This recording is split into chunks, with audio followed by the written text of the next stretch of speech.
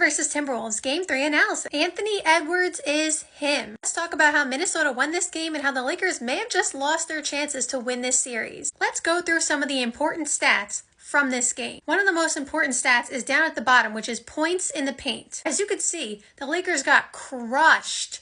Not even like a little bit, they got completely crushed with points in the paint. It was 54-26. I mean, that cannot happen. Somehow this stat is wrong because I have another stat that says the points in the paint were 26-56.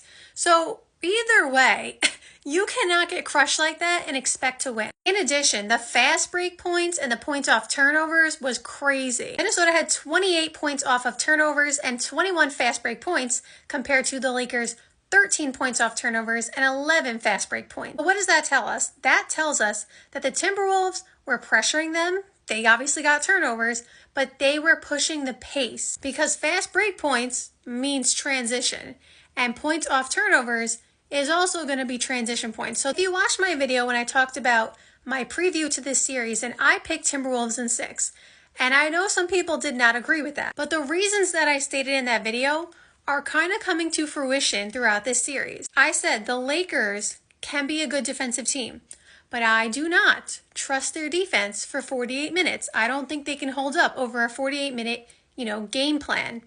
And that has been apparent in every single game. Even in game 2, when they started out, they were like crazy on defense. They were running around like, closing out, pressuring, like really good defense.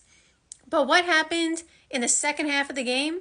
The defense was not there anymore because you saw Minnesota almost had a chance to come back in the game. It's just they could not capitalize on any of the Lakers' mistakes. So that's one reason I thought that the Minnesota Timberwolves would win, because I know that their defense will hold up for 48 minutes, and I know that they are a better defensive team than the Lakers. That was one thing. The other thing is something I said in the video yesterday is that LeBron is 40, okay? He was incredible tonight. But if you saw what happened in the fourth quarter, it's similar to what happened in game 2 also. And that is, he knows that they cannot beat this Minnesota team if he does not, be aggressive in the first quarter and have a scorer's mentality where he likes to coast in the first half, because at this age, he will not have, he will not have his legs, to say the least, in the fourth quarter if he's going all out in the first half. The problem is he can't do that, especially the way that Luka, was feeling under the weather tonight, which obviously is, not going to happen all the time. But especially because of that, he had to take over. And if you notice in the fourth quarter, he actually was, making more shots than in game 2. Like game 2, he just looked flat. Like his shots were short. But you could tell the last 3 minutes of the fourth quarter, LeBron did not have the same energy he did in the first 12 minutes. He just didn't. And nobody should expect him to if he has to do what he did in the first half.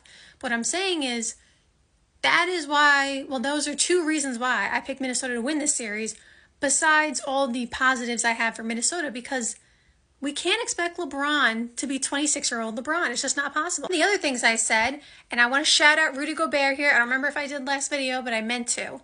I said in the preview, Rudy Gobert will not get played off the floor in this series because they have no big. They have, Jackson Hayes, shout out to him, but he's barely getting any playing time in this series, and they really don't have anybody to guard Rudy Gobert. And I said all Rudy Gobert has to do is stay in front of somebody if he gets switched on the perimeter.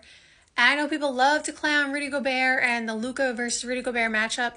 If you have been watching the series, you know Rudy Gobert has done a great job when he gets switched on to Luka. Now, is he going to get burned sometimes? Luka's going to make shots on him? Absolutely. Anybody would, get burned by Luka. But if you watched this series, all the games, you know he has done a really good job for what he can do for staying in front of Luka. He's done way better than any other time in the past. And I said that's all they're literally asking for him. Nobody is expecting him or asking him on Minnesota's side to be Jaden McDaniels, on defense on the perimeter. Just stay in front of somebody. Don't get blown by, so that way that they can use your skill set when they need to. And so Rudy Gobert's numbers are nothing that you're going to look at and be like, I don't see him having a huge impact, but he's having an impact. I expected him to have a bigger impact, I'll be honest, but he's having enough of an impact where he's not getting played off the floor. He is not. He may not be closing, but he's not played off the floor. And I thought that was one of the keys to this series. Now let's talk about Jaden McDaniels. Jaden McDaniels was awesome tonight. I believe it was a career high for him, 30 points. Shout out to him. Similar to game one, Jaden McDaniels had a huge offensive impact. In this game, he was huge offensively. He hit the big three in the corner at the end. I think they were already up like 8, but it was still a big shot. Everybody was contributing. Naz Reid was doing his thing. Like, one of the real differences in this game was the offensive production of just everybody on Minnesota. Again, even, like I said, Rudy Gobert didn't put up any kind of big numbers. I think he only had 3 points, but everything that he was doing, like, he actually got a steal on Luka, so actually shout out to him there. But to me, the difference in this game was Minnesota came out focused and hungry.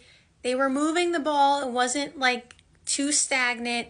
And Anthony Edwards did a really good job of determining when he should be attacking and going to the rim, shooting a 3, or passing out to one of his teammates. Whereas in game 2, he even said he felt a little confused. You could see the complete difference in this game compared to game 2. And Ant-Man is that guy. So down the stretch, he's not going to be afraid to take shots. Like, he was on it tonight. From 3 in the fourth quarter, some of those threes were really cold. When I say cold, I mean tough. Like, he made them like, ooh, like, that was tough. And the Lakers did not play that poorly. Like, they actually shot the 3 pretty well.